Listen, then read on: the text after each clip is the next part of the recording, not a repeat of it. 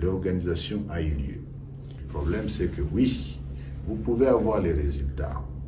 Faut-il encore qu'in fine, on ait l'allégeance de tout le monde ou l'acceptation de tout le monde pour qu'il n'y ait pas de trouble.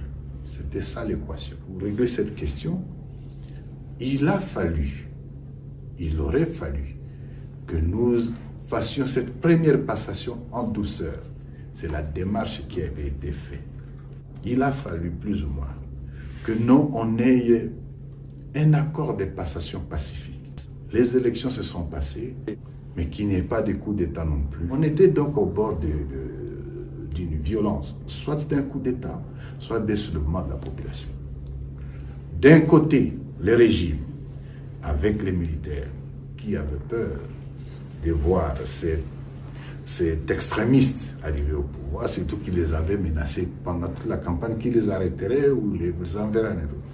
De l'autre, la communauté internationale qui faisait pression pour que non, les choses se passent comme, effectivement, que les résultats soient proclamés tels qu'ils sont sortis.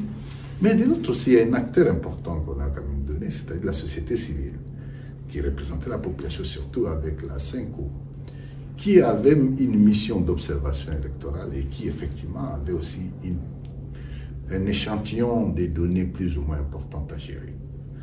Devant l'imbroglio, la commission électorale se trouve donc dans une situation, en quelque sorte, d'un dilemme. Comment faire pour que non, il y ait alternance, mais qu'il n'y ait pas un coup d'État et qu'il n'y ait pas violence?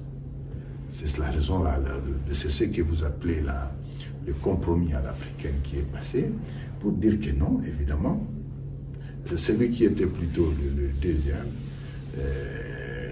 et que ce soit lui qui est proclamé. Mais cette démarche, bien que compromis à l'africaine, a été accompagnée par la communauté internationale et surtout par la MONUSCO, les Nations Unies qui étaient présents. Et c'est ce qui était passé parce qu'une fois les résultats proclamés, il n'y a pas eu de violence, il n'y a pas eu de coups de feu. Et plus tout le monde a toléré, surtout que c'était la première fois. Voilà un peu les circonstances dans lesquelles les choses se sont passées.